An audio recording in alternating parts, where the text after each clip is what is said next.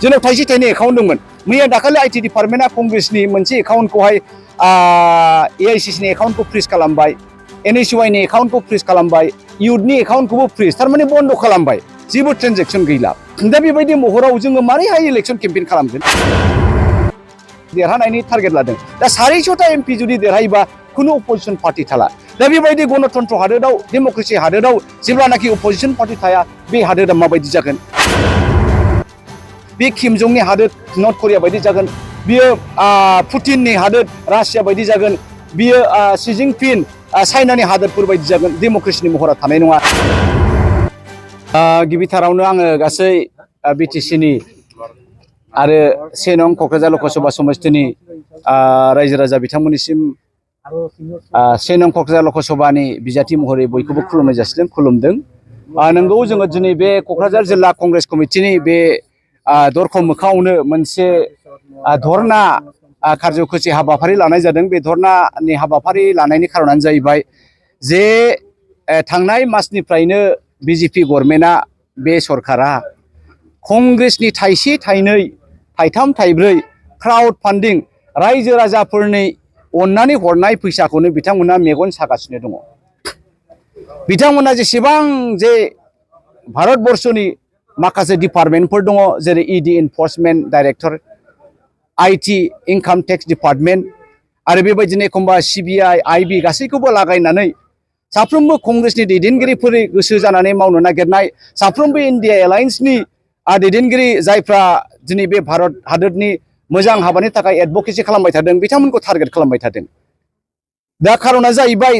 कंग्रेसनाव बारा फैसा गैया बे क्राउड फान्डिं रायजो राजानि अननायनि फैसा जा थाइसे थाइनै दङ जोङो बेजोंनो सोलियो दिनै नायदो नोङो सारा भारतआवनो गासै नोङो 500निबो बारा जोंहा एमपिफोर केन्डिडेट दङ दा बिसोरनो थाखाय सासेयाव जुदियाव जोङो 90 लाख हरोब्लाबो मिनिमाम आरो इलेक्शन कमिशनारनि बिथोन मथे एथ' फैसा बायनो हायो बा 1 कोटि फैसा बेफोर फैसाखौ जों बबेनिफ्राय हरनो जोंनाव थाइसे थाइनै एकाउन्ट दंमोन मैया दाखालि आईटी डिपार्टमेन्टआ कंग्रेसनि मोनसे एकाउन्टखौहाय एआईसिसिनि एकाउन्टखौ फ्रिज खालामबाय एनएसइउआईनि एकाउन्टखौ फ्रिज खालामबाय इउथनि एकाउन्टखौबो फ्रिज थारमाने बन्द खालामबाय जेबो ट्रेन्जेक्सन गैला दा बेबायदि महराव जोङो मारैहाय इलेक्शन केम्पेइन खालामगोन कंग्रेसआ थाइसे थाइनै फैसा गैयाबा जोङो माब्रैहाय इलेक्शन केम्पेइन खालामगोन दा बे सिस्टेम नङा दा बिजेपिआ मा खालामनो नागिरदों बिथांमोना मोदिया होनबाय थादों इस बार 400 पार थारमाने एबाराव बिथांमोना 272टा मोननांगौ देरहानो थाखाय बिथांमोना 400टा एमपि देरहानायनि टारगेट लादों दा 400टा एमपि जुदि देरहायोबा खुनु अपोजिशन पार्टी थाला दा बेबायदि गणतन्त्र हादोराव डेमक्रेसि हादोराव जेब्लानाखि अपोजिशन पार्टी थाया बे हादोरा माबायदि जागोन बे किम जंनि हादोर नर्थ करिया बायदि जागोन बियो पुटिननि हादोर रासिया बायदि जागोन बियो शी जिनपिं चाइनानि हादोरफोर बायदि जागोन डेमक्रेसिनि महरा थानाय नङा दा बेखायनो जोङो बे गभर्नमेन्टखौ दुसिदों आरो रायजो राजानिफ्राय बेखौनो खावलायनो सानदों नै बिजेपि सरकारा आईटी डिपार्टमेन्टआ 1823 कोटि फैसाखौ कंग्रेसनिफ्राय बिगासिनो दङ दा बे थाइसे थाइनै बेल' फैसा जा दङ एकाउन्टआव बेखौ लांजोबबा जोङो माजों जे एबार जे एमपि इलेक्शनखौ गेलेगोन दा बेफोरो जाहैबाय गणतन्त्रनि नियम नङा बे गणतन्त्रनि नियमफोरखौहाय सिफायजोबनानै बिथांमोना मिलिटारि सासन खालामबाय थानो नागिरदों दा बेखौ जोङो बिनि हेंथायै दिनैनि धरनानि जे हाबाफारिखौ लादों दा बेखायनो आङो गासै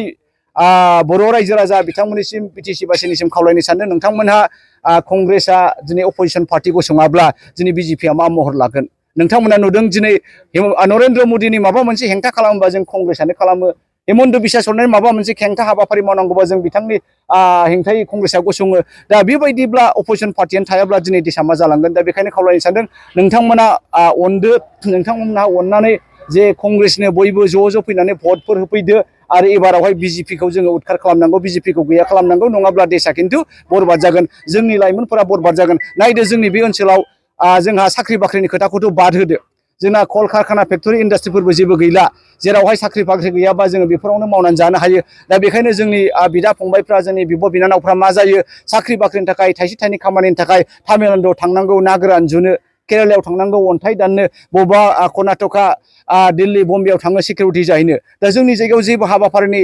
राहा गैया नालाय दा बेबायदि जाबाय थायोबा जोंनि भबिष्यतआ मा जागोन जोंनि फिसाफ्रा स्कुल कलेज बायदिसिना फरायो दा पास जाखांनानै जुदि साख्रि बाख्रि गैयाबा जोबनायावहाय बेटारि गारि सालायनांगौबा जोबनायावहाय दाउ दाननांगौबा दा बेनो जुदि सिस्टेमा जोंनि इडुकेसनखौ मानो नांगौ दा फरायनायनि नामाव फरायोब्ला स्कुलाव थांनायनि नामाव स्कुलाव थाङोब्ला बेनो जाहैबाय जोंनि बिजेपिनि नीति दा बेखायनो प्रमद बर'नि खोथाखौनो होन बिजेपिनि खोथाखौनो होन बिथांमोना बे एखेखा दा बेखायनो नोंथांमोना एबाराव सानफिनदो रिकनसिडार खालामदो जे जोङो कंग्रेसनो जुदि भट होआबा दिल्लीयाव जुदि कंग्रेसखौ लाबोआबा जोङो खैफोदाव दङ दा बेखिनिखौनो आङो रायजो राजानिसिम कंग्रेसनि जानो खावलायबाय रायजोफोर बयनिसिमबो खुलुमबाय नोंथांमोननि अननायखौ नेबाय थाबाय थेंक इउ नोंथांमोना गावबा गावनि गथ'खौ सासे राफोद गेलेगिरि खालामनो गोसो दं नामा रायजोआरि हादरारि हादर गेजेर थाखोसिम गेलेगिरि खालामनो गोसो दंब्ला नोंथाङा गोबाव दा खालामसै सासे राफोद रोंखा-राखा गेलेगिरि खालामनो थाखाय नोंथाङा जानजि खाफ्रादो आरो मुं थिसनहैदो चिरां जिल्लानि सिङाव थानाय सोलिफु फोरोंसालि बल्लामगुरि काराटे एकाडेमि फोनांजाब राहा 8720903713 बड' हाउस काराटे एकाडेमि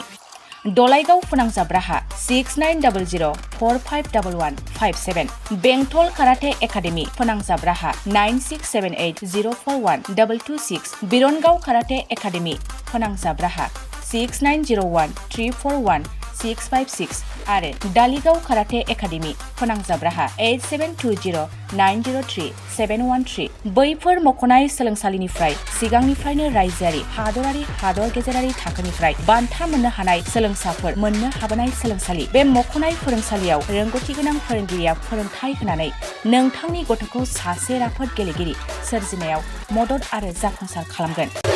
अब्ला मानोथो गोबाव खालामनो थाबैनो मुं थिसनहैदो